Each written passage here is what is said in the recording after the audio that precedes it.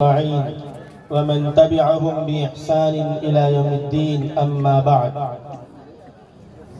أعوذ بالله من الشيطان الرجيم بسم الله الرحمن الرحيم تبارك الذي نزل الفرقان ليكون للعالمين نذيرا صدق الله العظيم يسر ولا تعسر وتمم بالخير وبك نستعينك يا فتاح ربي زدني علما نافعا ربي زدني علما نافعا ربي زدني اللهم صل على سيدنا ونبينا ومولانا محمد وبارك وسلم. میرے بزرگوں اور دوستوں،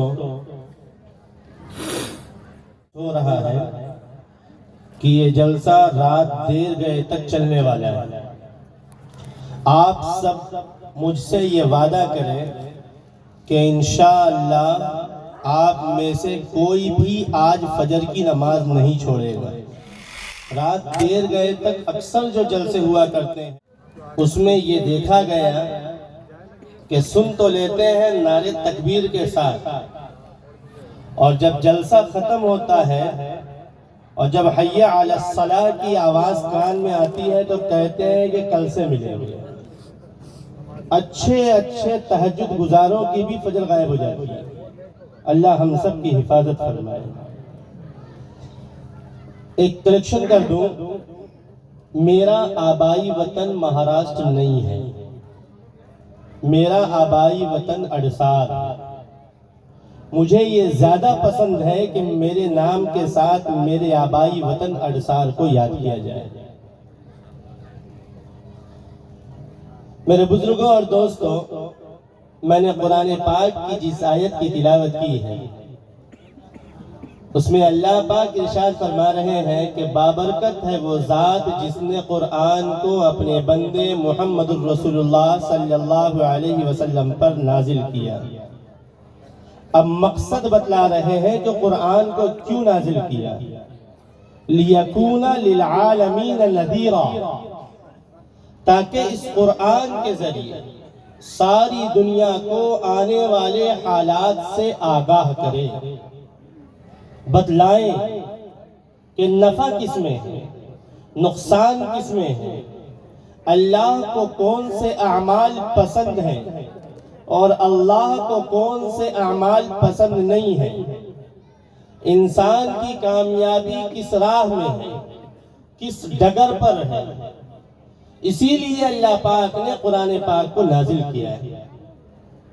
قرآن کو نازل کرنے کا مقصد ہی اصلاح ہے.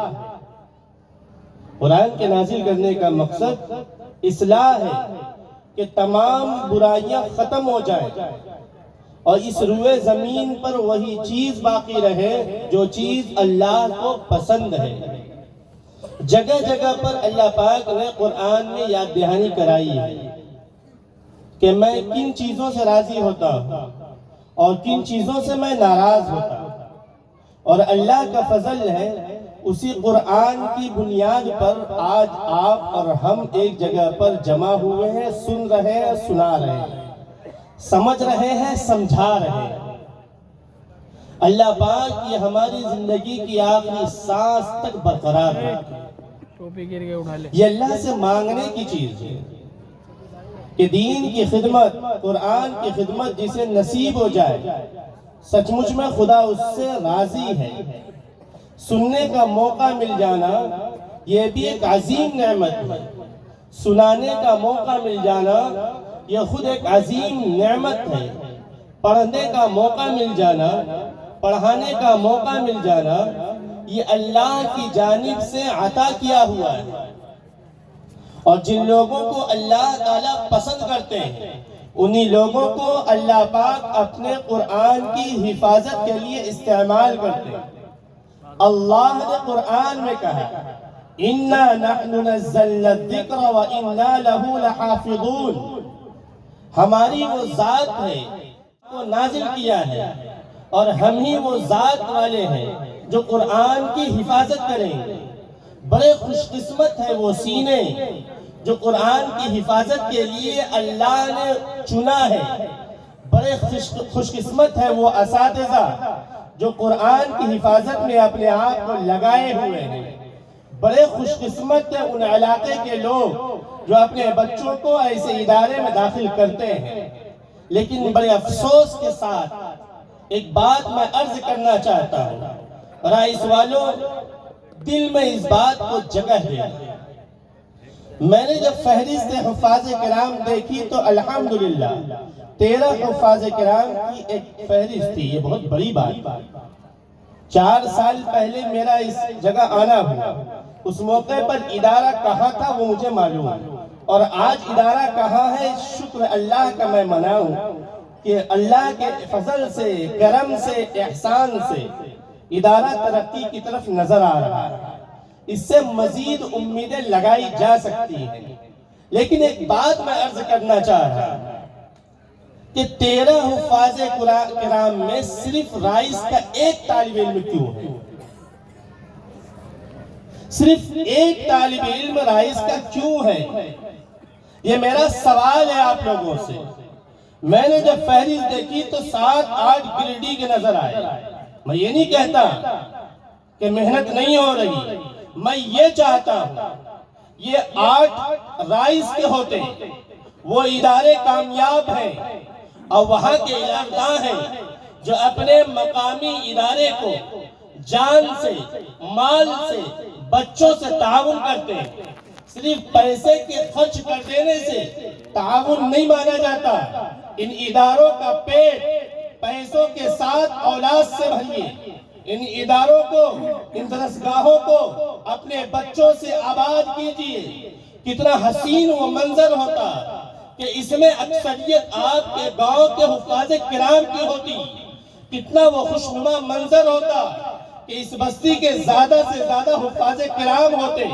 اگر اب تک غفلت کی ہے تو آج یہ عزم کرو کہ انشاءاللہ جب تیسرا عظیم شان جلسہ دستار بندی ہوگا، اس موقع پر رائس کے طلباء کی تعداد اکثریت سے زائد ہوگی انشاءاللہ۔ یہ اصل ہے ادارے کی قدر کہ اپنے طلباء سے آباد کریں ان مدرسوں کو، زیادہ سے زیادہ بچوں کو بھیجیں، اور یہ بات یاد رکھیں لچھے دار بیانات سے صرف مسائل اگر حل ہوتے تو صرف اور صرف تقریر ہی کی جاتی، لیکن بیانات سے زیادہ عمل کے میدان میں کمر بستہ ہو کر اترنے سے مسائل حل ہوتے ہیں۔ کہ بما قل و کفا، سن لیا تھوڑا سا وہ کافی، وہ مزے کی چیز ہے۔ باتیں بہت سی ہو گئے اور عمل کچھ نہ ہو تو وہ باتیں کوئی خاص نفع نہیں دیتی ہے۔ ہاں یہ آئے گا وقتی طور پر سبحان اللہ کی صدائیں بلند ہو جائیں گی، سبحان اللہ کے نعرے لگ جائیں گے، نعرے تکبیر بلند ہو جائے گا، علماء شان کا، علماء دیوبند کا اقبال بلند کے نعرے لگ جائیں گے، رائس زندہ باد کے نعرے لگ جائیں گے۔ اگر انہی نعروں سے مسائل حل ہوتے تو علماء کرام ایک جماعت صرف نعرہ لگانے کے لیے تیار کر دیتی۔ آئیے میدان عمل میں کھنگالیے اپنے آپ کو، کن چیزوں کی کمی ہے، کن چیزوں کی ضرورت ہے، ترقی کہاں سے ملے گی، بلندی اور رفعت کہاں سے ملے گی، علو مرتبت کہاں سے حاصل ہوگی، اور یہ صرف تعلیم کے راستے سے ملے گی، یہ صرف تعلیم کے راستے سے ملے گی۔ تعلیم اگر آپ کے پاس ہوگی، دنیا آپ کی غلام ہوگی، دنیا آپ کی نوکر چاکر ہوگی، دنیا آپ کی غلامی کو قبول کرے گی۔ آؤ قرآن کی پہلی آیت پر جو وحی کی شکل میں جبرائیل امین محمد رسول اللہ صلی اللہ علیہ وسلم کی خدمت میں امانتاً پیش کرتے ہیں، اٹھاؤ اس آیت کو۔ اللہ کیا فرماتے ہیں؟ اقرأ بسم ربک الذی خلق، خلق الانسان من علق، اقرأ وربک الاکرم الذی علم بالقلم۔ یہ قرآن کی آیتیں بیان کر رہی ہے، اے حبیب کبریا، اے محمد مصطفیٰ، اے احمد مجتبیٰ، اے تاجدار مدحہ، پڑھئے اقرأ بسم ربک الذی خلق، اس خدا کے نام سے جس نے سارے جہاں کو پیدا کیا ہے، جس نے تمہیں پیدا کیا، جس نے آسمان کو پیدا کیا، جس نے زمین کو پیدا کیا، جس نے قطرے کو پیدا کیا، جس نے شجر کو پیدا کیا، جس نے حجر کو پیدا کیا، جس نے سارے زمانے کو پیدا کیا، اس رب کے نام سے پڑھیے، وہ رب آپ کو پیدا کیا ہے۔ سب سے پہلی آیت یہ قرآن کی نازل ہوئی، تعلیم کی اہمیت، تعلیم کی اہمیت سب سے زیادہ اسلام میں ہے۔ آقا نے ارشاد فرمایا مرد اور عورت پر علم کا سیکھنا فرض ہے۔ ہر مومن مرد اور عورت کو قرآن کا علم سیکھنا ضروری ہے، لیکن سوء اتفاق یا افسوس کہیے کہ سب سے زیادہ جاہل اگر کسی طبقے میں نظر آتا، کسی مذہب میں نظر آتا تو وہ مسلمان ہے، مسلمان۔ اگر یہ بات کہی جائے کہ مسلمان صرف دنیاوی تعلیم میں پیچھے ہے تو بات دور کی ہوتی، لیکن دینی معاملے میں بھی تو وہی حال ہے۔ جیسے اگر دنیاوی تعلیم پہ غور کیا جائے تو دنیاوی تعلیم میں بھی ہم صفر نظر آتے ہیں۔ اس پوری بستی رائس میں آپ انگلیوں پہ گن لیں، آپ کے پاس ڈاکٹر کتنے ہیں اس رائس میں؟ آپ کو MBBS ایک ڈاکٹر نہیں ملے گا، آنکھ کا ایک ڈاکٹر نہیں ملے گا، کان کا ایک ڈاکٹر نہیں ملے گا، دانت کا ایک ڈاکٹر نہیں ملے گا، جبکہ رائس والوں کے دانت میں بھی درد ہوتا ہے، آنکھیں بھی ان کی خراب ہوتی ہے، کان میں بھی درد ہوتا ہے، پیٹ میں بھی درد ہوتا ہے، لیکن ان کے پاس جو ڈاکٹر ملتے ہیں وہ تو سبحان اللہ، بچ گیا تو غنیمت، اگر انتقال کی خبر آ گئی تو وہ بھی مٹی دینے پہنچ جاتا ہے۔ دیکھ لے سیاسی اعتبار سے تو کوئی اچھا ایسا قائد نہیں ہے، کوئی ایسا سیاست کو سمجھنے والا نہیں ہے جو آپ کی بستی کے ڈرینیج سسٹم کو صحیح کر دے۔ سیاست میں بھی پیچھے ہے، دنیاوی علم میں بھی پیچھے ہے، ان کے پاس کوئی اچھی قیادت نہیں ہے، ان کے پاس کوئی اچھا ڈاکٹر نہیں ہے، ان کے پاس کوئی اچھا ٹیچر نہیں ہے، کوئی ان کے پاس پروفیسر نہیں ہے۔ اگر کالج کی شکل میں عمارت تعمیر کر دی بھی جائے تو بھی ان کے پاس پڑھانے والے افراد نہیں ہیں۔ ابھی بہار میں اردو کے نام پر بحالی ہوئی ہے، کئی سیٹیں خالی رہ گئی کہ اردو جاننے والے کوالیفائڈ نہیں مل رہے ہیں۔ میں یہ آپ کو آئینہ دکھا رہا کہ دنیاوی تعلیم سوچے آدمی کہ دنیاوی تعلیم نہیں ہے تو بات دوسری ہے۔ جب دین کے معاملے میں دیکھا جائے تو ان کے پاس جنازہ پڑھانے والا نہیں ہے، ان کے پاس نکاح پڑھانے والا نہیں ہے، ان کے پاس قرآن صحیح سے پڑھنے والا نہیں ہے۔ اگر اتفاق سے فجر میں امام صاحب مسجد نہ پہنچے تو فجر کی نماز پڑھانے والا مصلی نظر نہیں آتا۔ باپ کا جنازہ رکھا ہوتا ہے، بیٹے کو پتہ نہیں ہے کفن میں کتنے کپڑے ہوں گے۔ باپ کا جنازہ رکھا ہوتا ہے، نہلانے کا طریقہ اسے معلوم نہیں ہوتا۔ باپ کا جنازہ رکھا ہوتا ہے، بیٹے کو جنازے کی نماز پڑھانی نہیں آتی۔ میں کتنے ایسے بیٹوں کو جانتا ہوں جن سے پوچھ لیا جائے کہ جنازے کی نماز میں فرض کتنے ہیں تو انہیں نہیں پتا، انہیں نہیں پتا۔ اگر جھٹکے سے پوچھ لیا جائے کہ 2 رکوع کر دیا جائے تو کیا ہوگا تو نہیں پتا ہے۔ اس سے آگے بڑھ کر کہوں یہ تو غم کا موقع ہے کہ ہاں اس موقع پر دماغ جگہ پر نہیں ہوتا جس کی وجہ سے یہ سب کچھ ہو جاتا ہے۔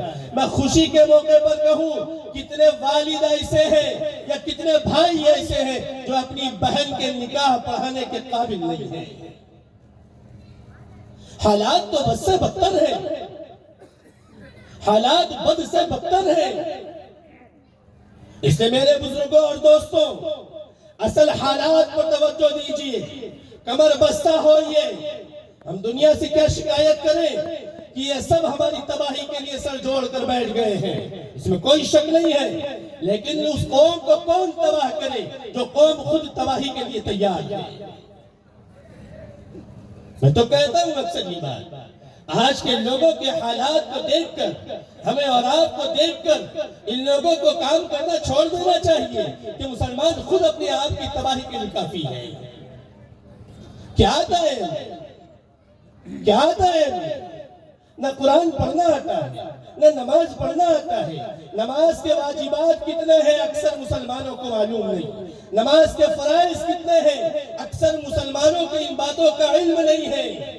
کتنے مسلمان ایسے ہیں جنہیں وضو کے فرائض کا علم نہیں، جنہیں غسل کے واجبات اور فرائض کا علم نہیں. سنت تو بعد کی چیز ہے، مستحبات تو بعد کی چیز ہے. یہ ہماری بنیاد ہے. اپنی بنیاد کو مضبوط کریں اور یہ عزم مصمم کریں کہ ہر سننے والا مسلمان صرف سنی مسلمان سن کر نہیں رہے گا، بلکہ عملی طور پر سنی مسلمان بنے گا. اور آج سے یہ طے کریں کہ ان مدرسوں میں صرف بچے نہیں پڑھیں گے، بڑے بھی پڑھیں گے. ایک ہماری ایک غلط سوچ بن چکی ہے کہ مدرسے میں صرف چھوٹے بچے پڑھیں گے. مدرسے میں کون جائے گا؟ جو 7 سال کا ہوگا، 10 سال کا ہوگا، 12 سے 14 سال کا ہوگا. بس یہی ان کی عمر، اور اس کے بعد تو کہیں اور کے لیے ہے. یہ بہت بڑی غلط فہمی ہے، یہ دماغ کا فطور ہے. آپ صحابہ کی زندگی اٹھائیں. آقا محمد رسول اللہ صلی اللہ علیہ وسلم کے صحابہ میں زیادہ تعداد ان صحابہ اکرام کی تھی جن کی عمر زیادہ تھی اور وہ بڑی عمر والے قرآن کو سیکھتے تھے. حضرت شیخ زکریا صاحب رحمۃ اللہ علیہ نے فضائل اعمال میں لکھا ہے سلمان فارسی رضی اللہ تعالیٰ کی عمر کے متعلق 2 باتیں بیان کی ہیں. ایک روایت کے مطابق 250 سال ان کی عمر، اور دوسری روایت کے مطابق 350 سال ان کی عمر، لیکن قرآن سیکھ رہے ہیں. ہمارے پاس تو 30 کے بعد ایکسپائر ڈیٹ ہو جاتا ہے.